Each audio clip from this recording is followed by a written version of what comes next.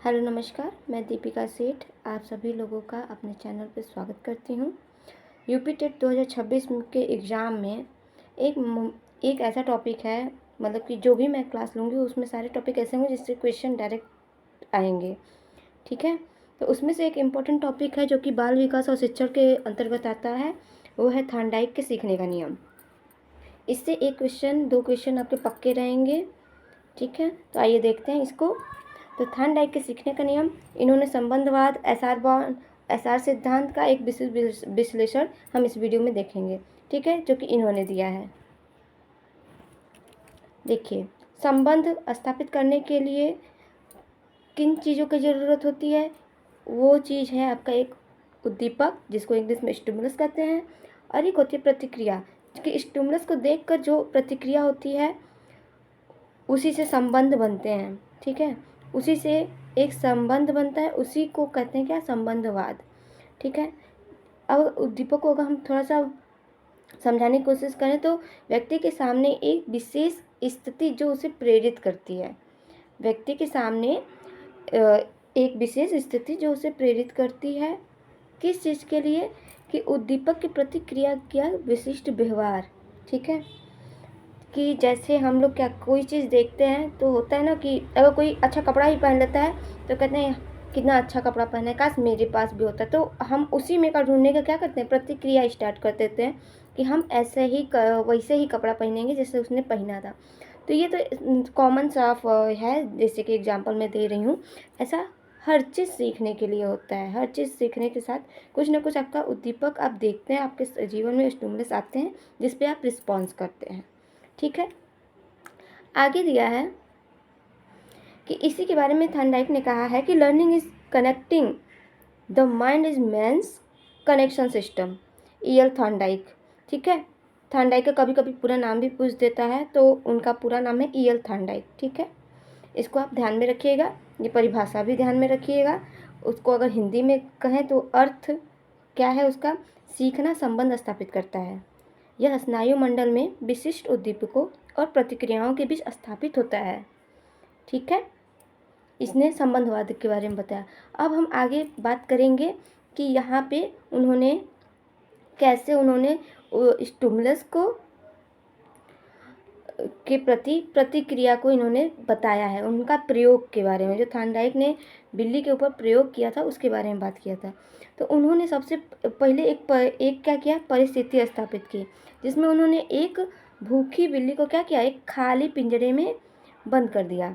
ठीक है, और क्या रखा? बाहर एक क्या रख दिया? उद्दीपक, जो कि पिंजरे के बाहर रखा हुआ मछली का टुकड़ा, जो कि उसका हो गया, क्या हो गया? उद्दीपक हो गया। ठीक है, उद्दीपक। अब उस उद्दीपक, अब बिल्ली तो क्या है? भूखी है, बिल्ली एकदम भूखी है। अब वो उद्दीपक भोजन देखेगी तो प्रतिक्रिया तो करेगी। अब प्रतिक्रिया में उसने कौन सी प्रतिक्रिया? उसने बहुप्रतिक्रिया किया, कि वो बहुत तरह के से पिंजरे को खोलने की कोशिश की, लेकिन उसको ये नहीं पता था कि पिंजरे में एक खटका भी लगा हुआ है जिस पर हाथ जाते ही पिंजरा खुल जाएगा। तो उसको ये पता नहीं था कि यहाँ पे खटका भी लगा हुआ है। ठीक है, पिंजरे में। तो उसने क्या किया? बहुत नोच चोट की, उसने बहुत प्रतिक्रिया किया। बिल्ली बाहर निकलने के लिए अनेक प्रयास की। ठीक है, इधर उधर घूमी। घूमने के बाद उसका अचानक से, संयोग से क्या, वो खटके पे चला गया पैर, तो दरवाज़ा खुल गया। वो एक बार खाली ऐसा फिर दोहराया गया, फिर वो इधर उधर घूमी, फिर वो खटके पे पैर जाते ही खुल गया। तो बिल्ली को लगा कि मेरा जब पैर इस पे जा रहा है तो दरवाज़ा खुल जा रहा है। तो वो क्या की, वो सीख गई कि अब खटके पे ही पैर रखूँगी तो उसने डायरेक्ट भोजन प्राप्त हो जाएगा। तो वो ऐसा करने लगी, बस खटका दबाती थी, जाकर भोजन कर लेती थी, खटका दबाती थी, जाकर भोजन कर लेती थी। तो ये हुआ आपका क्या? प्रयास और त्रुटि। उसने क्या किया? पहले प्रयास किया, फिर उधर घूमते घूमते घूमते उसने क्या किया? कोशिश किया, फिर वो क्या होगी? सीख गई कि खटका दबाना है और फिर भोजन मिल जाएगा। ठीक है, ये प्रयोग था थॉर्नडाइक का। आगे है, अब इसको उसी प्रयोग को ग्राफ पे प्रदर्शित किया गया कि पहले तो त्रुटि क्या थी? त्रुटि से पूर्णता तक की यात्रा। ठीक है, त्रुटि से पूर्णता तक की यात्रा। इस ग्राफ को देखते हुए वर्थ ने बोला कि प्रयास एवं त्रुटि में किसी कार्य को करने के लिए अनेक प्रयत्न करने पड़ते हैं, जिसमें अधिकांशतः गलत होते हैं। जैसे आप कुछ भी सीखेंगे तो उसमें ज़रूरी नहीं है कि आप 100% क्या है परफेक्ट ही आंसर ला देंगे, परफेक्ट ही आपका क्या होगा रिजल्ट आएगा। नहीं, कुछ गलतियों से आप सीखते हैं, फिर वो परफेक्ट बनता जाता है। ठीक है, निष्कर्ष यहाँ निकलता है कि बार बार प्रयास करके त्रुटियों की संख्या कम या समाप्त की जाती है। वयस्क भी इसी सिद्धांत पर ड्राइविंग या टेनिस खेलना सीखते हैं। ठीक है, ये आपका एग्जाम्पल हो गया कि ड्राइविंग, टेनिस, ये जो खेल होते हैं ये इसी प्रयास पे, इसी सिद्धांत पे काम करते हैं। ठीक है, आगे चलते हैं। आगे आपका आएगा सीखने के नियम, जो कि मोस्ट इम्पॉर्टेंट है यूपी टेट के एग्ज़ाम के लिए। सीखने के नियम पहले तो पूछेगा किसने दिया है, तो आपको कई सारे ऑप्शन दे देगा। उसमें पावलोव, कोहलर, स्किनर, कई सारे नाम देंगे, लेकिन उसमें एक थॉर्नडाइक भी नाम होगा, जो कि उसी पे आपको टिक करके आना है। तो E.L. थॉर्नडाइक ने सीखने के नियम को 2 भागों में बांटा है। ठीक है, तो पहला है तत्परता का, दूसरा है अभ्यास का नियम, तीसरा है प्रभाव का नियम। ठीक है, और इसमें गौड़ नियम में देखेंगे तो बहु प्रतिक्रिया का नियम, मनोवृत्ति का नियम, आंशिक क्रिया का नियम, आत्मीकरण का नियम, संबंधित परिवर्तन का नियम, ये गौड़ नियम के अंतर्गत आएगा। ये मुख्य नियम, गौड़ नियम, ये दोनों याद में रहना चाहिए। मुख्य नियम के तीनों नाम तो एकदम याद होना चाहिए, एकदम रटा हुआ। हाँ, मुख्य गौड़ नियम की बस आपको हेडिंग याद होनी चाहिए, क्योंकि हेडिंग पता होगा ना तो आपको बेसिक इतना कुछ समझना नहीं है, इसमें आपको पता चल जाएगा कि ये बोल रहा है, आप क्वेश्चन कर लेंगे आंसर सही। ठीक है, आगे बढ़ते हैं। आगे उन्हें 3 मुख्य नियमों के बारे में विस्तृत थोड़ी जानकारी दी गई है, जैसे कि तत्परता का नियम। सीखने के लिए मानसिक रूप से तैयार होना ही क्या है तत्परता या किसी कार्य को तैयार होना, युद्ध को आधा विजय कर लेना, ये भाटिया ने कहा है। भाटिया का कहना है कि अगर आप किसी काम को करने के लिए तत्पर हैं, एकदम जिज्ञासु हैं, तो आपका काम वहीं पे आधा हो चुका है, आप वहीं पे सीख चुके हैं आधा, बस आपको करना बाकी है, क्योंकि आप जिज्ञासु हैं। क्योंकि आपकी अगर इच्छा ही नहीं है ना, तो आप काम कर ही नहीं सकते कुछ भी, अगर अच्छा भी काम आपका बिगड़ जाएगा। तो तत्परता का नियम ये हो गया। आगे अभ्यास का नियम। अभ्यास का नियम है कि आप कुछ सीखें, कुछ अपने जीवन में कुछ सीखे हैं, अगर आप उसका अभ्यास नहीं करेंगे, जैसे कि आप अगर अभी पढ़ रहे हैं, अगर ये वीडियो आप दोबारा नहीं देखेंगे, कुछ दिन मतलब 1 हफ्ता के बाद दोबारा नहीं देखेंगे तो वो भूल जाएगा। इसके लिए आपको क्या है, टाइम पे इसको रिवाइज करना रहता है, एक्सरसाइज मतलब कि अभ्यास करना रहता है। ठीक है, पुनरावृत्ति से कार्य में कुशलता आती है, प्रैक्टिस मेक्स परफेक्ट। ठीक है, क्या है, प्रैक्टिस आपको क्या करता है, परफेक्ट बनाता है।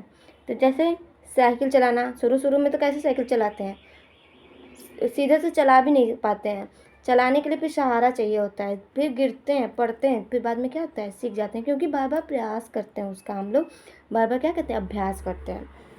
आपका तीसरा नियम है प्रभाव या परिणाम का नियम। यहाँ पे हम देखेंगे कि हम वह कार्य करना चाहते हैं जिसका परिणाम सुखद और संतोषजनक हो, कष्टदायक कार्यों को हम टालते हैं। अर्थात आप बहुत सारे कार्य करेंगे, जिस कार्य से आपको खुशी मिलेगी, जिसका परिणाम सुखद आएगा, जिससे लगेगा नहीं मैंने कर लिया। जैसे कि आपका अगर बहुत मेहनत की, आप अभ्यास भी किए, अगर परिणाम अच्छा आ गया तो आप उस कार्य को क्या करेंगे, कंटिन्यू करेंगे। आपने सिलेबस बनाया, आपने उसी के अनुसार पढ़ना स्टार्ट किया, आपने परीक्षा दिया, आपका रिजल्ट अच्छा है, तो आप सोचेंगे कि मैं अगला एग्ज़ाम भी उसी तरीके से पढ़ूंगा, कि मैं फिर से सिलेबस बनाऊंगा, मैं पढ़ूंगा, फिर मेरा रिजल्ट अच्छा आएगा। तो यही होता है आपका प्रभाव या परिणाम का नियम। ठीक, नेक्स्ट है आप लोगों का, देखिए यहाँ पे अभ्यास के नियम को 2 भागों में बांटा गया है। ठीक है, उपयोग का नियम, अनुपयोग का नियम। उपयोग का नियम, अनुपयोग का नियम। ठीक है, यदि हम किसी कार्य को निरंतर अभ्यास करते हैं रहते हैं तो SR बॉन्ड मजबूत होता है। क्या होता है, SRR क्या मजबूत होता है, स्टिमुलस और रिस्पॉन्स आपका क्या होता है, मजबूत होता है। उदाहरण, खेल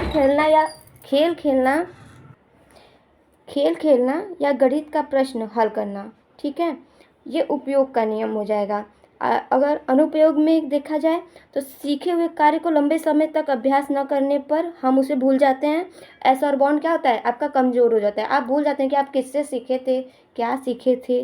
ठीक है। जो कार्य बहुत समय तक किया गया या दोहराया नहीं जाता वह भूल जाता है।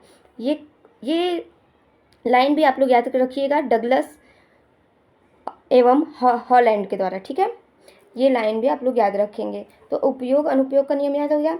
उपयोग का नियम जिसका हम अभ्यास करते हैं, जिसको हम निरंतर अभ्यास करते हैं, ऐसा और बॉन्ड मजबूत होता है, उसको उपयोग का नियम। अनुपयोग का नियम, उसको हम अपने लाइफ में उतना महत्व नहीं दे रहे हैं, ऐसा और बॉन्ड कमज़ोर हो जाएगा, बहुत लंबे से सीख के छोड़ दिए हैं, तो फिर क्या होता है, अगर हम पढ़ाई भी कुछ दिन अगर 6 महीने छोड़ दें ना, तो हम लोग भूलते जाते हैं कि हाँ कुछ पढ़े भी थे। तो यही है आपका अनुपयोग का नियम। नेक्स्ट है अधिगम को संवारने वाले गौण नियम। अब अधिगम को संवारने वाले गौण नियम क्या है, ये आपके बेस को तैयार करता है। ठीक है, तो आपका पहला यहाँ आ जाएगा, माफ़ करिएगा यहाँ लगता है, हाँ आपका देखिए पहला यहाँ है आपका, दूसरा वो पीछे वाले स्लाइड में है, मैं उसको भी बता दूंगी। तो पहला आपका आ जाएगा गौण नियम में कि बहुप्रतिक्रिया का नियम पहला है आपका, जो कि बताता है कि नया कार्य सीखते समय हम अनेक विधियों और प्रतिक्रियाओं का प्रयोग करते हैं जब तक सही विधि न मिले जाए। ठीक है, तो वही बिल्ली वाला है, अगर बहुप्रतिक्रिया का नियम है तो जब तक बिल्ली को क्या हुआ, उसने बहुत प्रतिक्रिया किया, बहुत नोचा, बहुत इधर उधर घूमी, तो जब तक उसको क्या होता है, जब तक सही विधि न मिल जाए तो क्या की, जब उसको खटका मिल गया तो वो क्या की, बार बार उसी को सीख ली, और जब एक खटका मिल गया तो उसको बार बार खटके को दबा कर खाना प्राप्त करती थी। तो जब बहुप्रतिक्रिया होती है तो उसमें से एक जब प्रतिक्रिया आपके अनुसार मिल जाती है तो आप क्या करते हैं, उस एक क्रिया को चुन लेते हैं, उसी से काम करते हैं। ठीक है, दूसरा है आपका मनोवृत्ति का नियम। मनोवृत्ति का नियम कहता है कि हम किसी कार्य को उसी अनुपात में सीखते हैं जैसी हमारी मानसिक तैयारी होती है। ठीक है, जैसे हम यहाँ पे आपको समझाना चाहते हैं कि अगर किसी चीज़ को किसी सिलेबस को हम देख लेते हैं कि हमको यहाँ से यहाँ तक पढ़ना है, तो हम वहाँ से वहीं तक पढ़ेंगे, सोचेंगे कि थोड़ा और एक्स्ट्रा ज्ञान ले लें, तो उससे हम बचते हैं, उसको हम नहीं सीखते। हम लोग का पहले से ही माइंड सेट होता है कि हमको इतना ही पढ़ना है, इतना पढ़ते हैं क्योंकि एग्जाम में इतना ही पूछता है, तो क्या मनोवृत्ति सेट है। देखिए आगे देखिए, शिक्षक का कार्य छात्रों को मानसिक रूप से तैयार करना है। ठीक है, अब कभी कभी क्या होता है, शिक्षक भी हमारे उसमें मानसिक रूप से तैयार करते हैं। कभी कभी हमारा पढ़ने का मन नहीं करता तो वो क्या कहते हैं, वो हमें क्या कहते हैं, पुनर्वलित करते हैं, हमें क्या कहते हैं, हमें बढ़ावा देते हैं कि आप ऐसे पढ़िए, ये पढ़िए, वो पढ़िए। जब हमारा मनोवृत्ति कभी कभी तैयार क्या करते हैं, शिक्षक भी करते हैं। और तीसरा है आपका आंशिक क्रिया का नियम। कार्य को छोटे छोटे भागों में विभाजित करना, यह अंश से पूर्ण की ओर शिक्षण सिद्धांत के आधार पर है।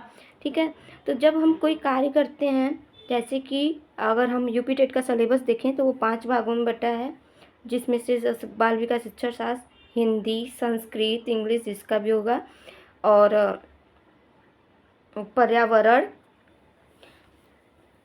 और गणित, आपका ये है जो सब्जेक्ट बटा हुआ है। तो आप पहले क्या करेंगे, इन 5 को बांटेंगे, इन 5 में से जो आपको सबसे सरल लगेगा वो करेंगे, फिर उससे हार्ड जो लगेगा वो करेंगे। तो इसी को क्या कहते हैं, आंशिक क्रिया का नियम। कार्य को छोटे छोटे भागों में विभाजित करना, यह अंश से पूर्ण की ओर ले जाता है। धीरे धीरे आपका पूरा सिलेबस तैयार हो जाएगा यूपी टेट का। ठीक है, तो ये रहा आपका गौण नियम के 3 हो गए, 2 आपकी यहाँ पर हैं। ठीक है, आत्मीकरण का नियम। आत्मीकरण का नियम यह कहता है कि नवीन ज्ञान को आत्मसात कर उसे पूर्व ज्ञान का अस्थायी अंग बनाना। ठीक है, नवीन ज्ञान को आत्मसात कर उससे पूर्व ज्ञान का अस्थायी अंग बनाना।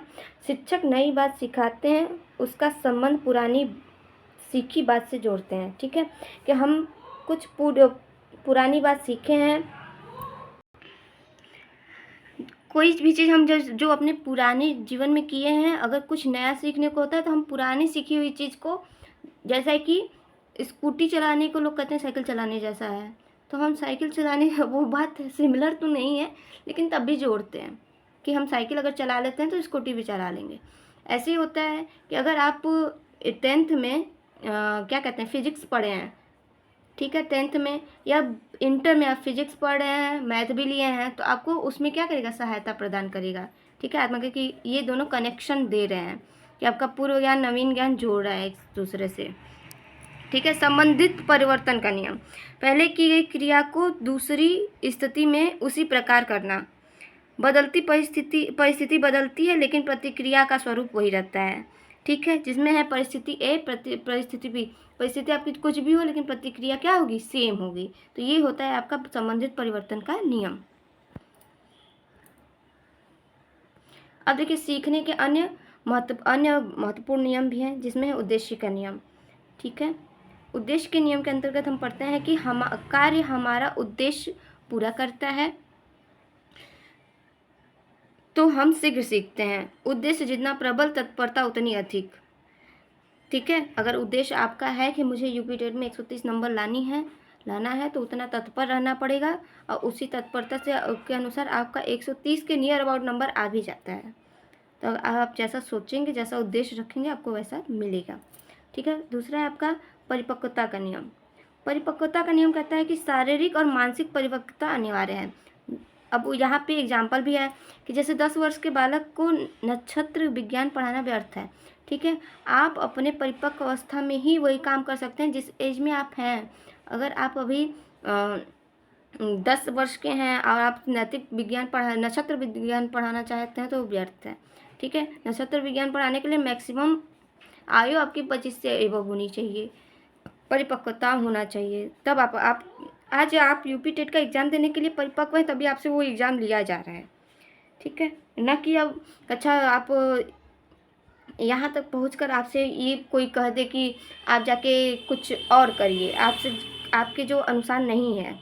ठीक है, निकटता का नियम के अंतर्गत देखेंगे, जो कार्य जितने कम समय पहले निकट भूत में सीख गया है उसे उतनी आसानी से दोबारा किया जा सकता है। ठीक है, निकटता का नियम ये बताता है कि जो कार्य जितने कम समय पहले सीखा गया है उसे उतनी आसानी से दोबारा किया जा सकता है। मतलब कि आपने अगर अभी कुछ ही दिन पहले सीटेट का पेपर दिया, फिर आ गया यूपी टेट, जो कि उसमें भी बाल विकास शिक्षण शास्त्र है, इसमें भी बाल विकास शिक्षण शास्त्र, तो कुछ सिमिलैरिटी मिलेगी ना आपको, कुछ निकटता मिलेगी कि ऐसा क्वेश्चन उसमें था, इसमें भी ऐसा ही क्वेश्चन है। जो कि थोड़ा बहुत अंतर रहता है, उसमें थोड़े बड़े बड़े क्वेश्चन रहते हैं, इसमें आपको फैक्ट वाले क्वेश्चन पूछे जाएंगे। और दूसरा आपका क्या कहते हैं, चौथा है अभ्यास वितरण का नियम। लगातार सीखने के बजाय अंतराल में सीखना बेहतर है। ठीक है, अभ्यास वितरण का नियम मतलब कि आपको पढ़ने में, आपको हर चीज़ करने में अंतराल देना चाहिए, सीखने में भी अंतराल देना चाहिए, थोड़ा ही। ठीक है, जैसे कि आप 80 मिनट उधार के 80 मिनट लगातार 15 मिनट रोज़, तो ऐसे ही क्या है कि अंतराल दे देकर सीखेंगे, दिमाग भी अस्थायी रहता है, बोझ नहीं लगता, दिमाग फ्रेश रहता है, आप जल्दी वो सीखेंगे। बहु अधिगम का नियम, हम एक समय में अनेक बातें साथ साथ सीखते हैं, शिक्षक के चरित्र, वातावरण, संगति से। जैसे कि अधिगम का नियम है कि हम एक समय में बहुत चीज़ें सीखते हैं। आप अगर यहीं पे देखें, अगर यूपी टेट का पेपर ही उठा लें तो आप एक बार मैथ कर रहे हैं, एक बार बाल विकास देख रहे हैं, एक बार हिंदी कर रहे हैं, एक बार इंग्लिश कर रहे हैं, एक बार संस्कृत कर रहे हैं, तो उसमें आप बहुत चीज़ सीख रहे हैं ना। बहुत, एक तरह से देखा जाए तो बहुत चीज़, ये भी आपका पेपर भी क्या आएगा, बहु अधिगम के नियम के अंतर्गत ही आएगा। ठीक है, आगे अब देखिए कक्षा कक्ष में थार्नडाइक के सिद्धांतों का अनुप्रयोग। ठीक है, अब आप मुद्दे पे आइए कि हम पढ़ रहे हैं, पढ़ाई में थार्नडाइक को पढ़ा जा रहा है ना, तो हमारी कक्ष में थार्नडाइक के सिद्धांत का क्या अनुप्रयोग है। ठीक है, तो ये क्या है, मंद बुद्धि के बालकों के लिए क्या है, वरदान है। ठीक है, अभ्यास और पुनरावृत्ति के कारण यह सिद्धांत बड़े और मंद बुद्धि बालकों के लिए अत्यंत उपयोगी है। गंभीर चिंतन वाले विषय, गणित, विज्ञान, समाजशास्त्र जैसे विषय, गंभीर विषयों को सीखने में यह उपयोगी। ये किसने कहा है, क्रोवेंट को। इसको आप नोट कर लीजिएगा, कहीं ना कहीं नोट करते हुए चलेंगे तो आपको आसानी रहेगा, क्योंकि क्वेश्चन में कोटेशन डायरेक्ट पूछ लिए जाते हैं। गणित, विज्ञान, समाजशास्त्र जैसे भी गंभीर विषय को सीखने में यह उपयोगी होते हैं। आगे आपका धैर्य और परिश्रम का विकास। धैर्य और परिश्रम का बार बार प्रयास करने से छात्र में धैर्य और परिश्रम के प्रति आशा का संचार होता है। ठीक है, बार बार करेंगे तो हो सकता है, जैसे कि अगर यूट्यूब पे कोई पढ़ा रहा है या यूट्यूब का कोई चैनल क्रिएट कर रहा है, तो वो इसी सोच से करते हो, बार बार मेहनत करता है, बार बार लगा रहता है, कबो न कबो तो मेरा चैनल चल ही देगा। ठीक है। तो वो धैर्य भी जरूरी है, ये भी थार्नडाइक के सिद्धांत से ही आया है, धैर्य और परिश्रम का विकास। और आगे आपका कौशल विकास, पढ़ना लिखना और गणित सिखाने में यह आधारभूत है, यह अनुभवों का लाभ उठाने की क्षमता को विकसित करता है। ठीक है, कौशल क्या कहता है, पढ़ना लिखना और गणित सिखाने में यह आधारभूत है, मतलब बेस यहीं से तैयार हो रहा है आपका, यह अनुभवों का लाभ उठाने की क्षमता को विकसित करता है। ये हो गया आपका कक्षा कक्ष में जो आप उपयोग करते हैं, कैसे हम थार्नडाइक के सिद्धांत को, थार्नडाइक के नियम को अपने क्लास के बच्चों पर प्रयोग करें। ठीक है, यही है सिंपल सा। आगे आपका अब सिद्धांत का मूल्यांकन करेंगे भाई, लास्ट में तो पता चलेगा ना कि क्या गुण है क्या दोष है। तो गुण की बात करेंगे कि इसमें सीखने का आधारभूत कारण उद्दीपक प्रतिक्रिया संबंध को मानता है। ठीक है, और यहाँ पे अगर दोष की बात करें, व्यर्थ के प्रयत्नों पर बल देता है जिसमें सीखने में समय नष्ट होता है। ठीक है, शिक्षण में प्रेरणा को विशेष महत्व दिया जाता है, ये हो गया गुण में। अब दोष में देखेंगे, विधि बताता है परंतु सीखने का कारण स्पष्ट नहीं करता। गुण है, सीखना एक असंबद्ध प्रतिक्रिया है बल्कि ज्ञानात्मक भावनात्मक अंगों का पुंज है। यहाँ पे दोष बताया जा रहा है, सीखने की क्रिया को यांत्रिक बना देता है, मानव विवेक की अवहेलना करता है। ठीक है, यहाँ पे गुण है आपका, जितने अधिक ऐसा वर्ण स्थापित होंगे उतना ही अधिक बुद्धिमान होगा व्यक्ति, उतना ही अधिक बुद्धिमान होगा। यहाँ पे दोष है, जो कार्य एक बार में सीखा जाता है उसे बार बार करके सीखना व्यर्थ है। ठीक है, ये हो गए आपके थार्नडाइक के जो सिद्धांत है उसके गुण एवं दोष। आगे है, देखिए उसी से जितने भी आपने पढ़े, अब उसके क्वेश्चन आंसर थोड़ा देखेंगे जो कि एग्ज़ाम में पूछे भी जाते हैं और एग्ज़ाम की दृष्टि से महत्वपूर्ण भी हैं। ठीक है, थार्नडाइक ने प्रयत्न एवं भूल का प्रयोग मुख्य रूप से किस जानवर पर किया था, ये मोस्ट इम्पॉर्टेंट क्वेश्चन है, पूछा भी जाता है। तो यहाँ पे सही आंसर होगा आपका क्या होगा। तो इधर मैं रुक जाती हूँ, अगर आपको आता है तो बताइए, कमेंट में लिखिएगा। तो ये हो जाएगा ऑप्शन आपका बिल्ली पे ही किया था, जो बिल्ली को पिंजरे में, भूखी बिल्ली को क्या किया था, उसने पिंजरे में बंद कर दिया था। थार्नडाइक के सीखने के मुख्य नियमों की संख्या कितनी है, तो वो क्या है, 3 है। 3 कौन कौन से हैं, तत्परता का नियम, अभ्यास का नियम और प्रभाव और परिणाम का नियम। ठीक है, तत्परता या किसी कार्य के लिए तैयार होना, बुद्धि को युद्ध को आधा विजय कर लेना है, यह कथन किसने कहा था। देखिए यह कथन आगे ही आपने पढ़ा होगा, शायद आपने ध्यान भी नहीं दिया होगा, यही होता है, गलती सबसे होती है, कोटेशन याद रखनी होती है। तो ये दिया है आपके भाटिया ने। ठीक है, अब है आगे आपका उद्दीपक प्रतिक्रिया के बीच बनने वाले संबंध को किस नाम से जाना जाता है, तो उसको किस नाम से जाना जाता है, उसको जाना जाता है एसआर बॉन्ड्स के, स्टिमुलस और रिस्पॉन्स बॉन्ड। ठीक है, ये हो गया आपका क्वेश्चन आंसर। आगे भी है, देखिए उपयोग का नियम और अनुप्रयोग का नियम थार्नडाइक के किस मुख्य नियम के उपभाग हैं। ठीक है, तो ये आपके किस नियम के उपभाग हैं, ये है आपके अभ्यास का नियम। ठीक है, किसी चीज़ का अभ्यास करेंगे तो वो उपयोग हो जाए, किसी चीज़ का अभ्यास नहीं करेंगे तो क्या हो गया, अनुपयोग का नियम हो गया। अब नेक्स्ट है छठा क्वेश्चन, जब हम नया ज्ञान प्राप्त कर उसे अपने पूर्व ज्ञान का अस्थायी अंग बना लेते हैं तो उसका कौन सा नियम कहते हैं, उसको हम कहते हैं आत्मिककरण का नियम। ठीक है, जब हम पूर्व ज्ञान को अस्थायी अंग बना लेते हैं। 7वां क्वेश्चन है आपका, किसी कार्य को छोटे छोटे भागों में विभाजित करके सीखना किस नियम पर आधारित है, तो वो आपका क्या है, छोटे छोटे कार्यों में बताए थे मैंने, जब पाठ को आपके 5 क्या होते हैं, यूपी टेट के में 5 सब्जेक्ट होते हैं, उन सब्जेक्टों को आप बांट कर पढ़ते हैं छोटा छोटा करके, तो यहाँ पे कौन सा हो जाएगा, आंशिक क्रिया का नियम।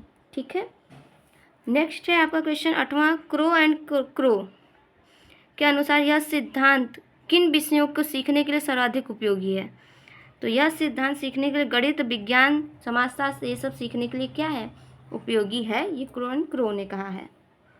ठीक है, आगे भी कुछ क्वेश्चन है, उसको भी देख लेते हैं। आगे आपका क्वेश्चन है,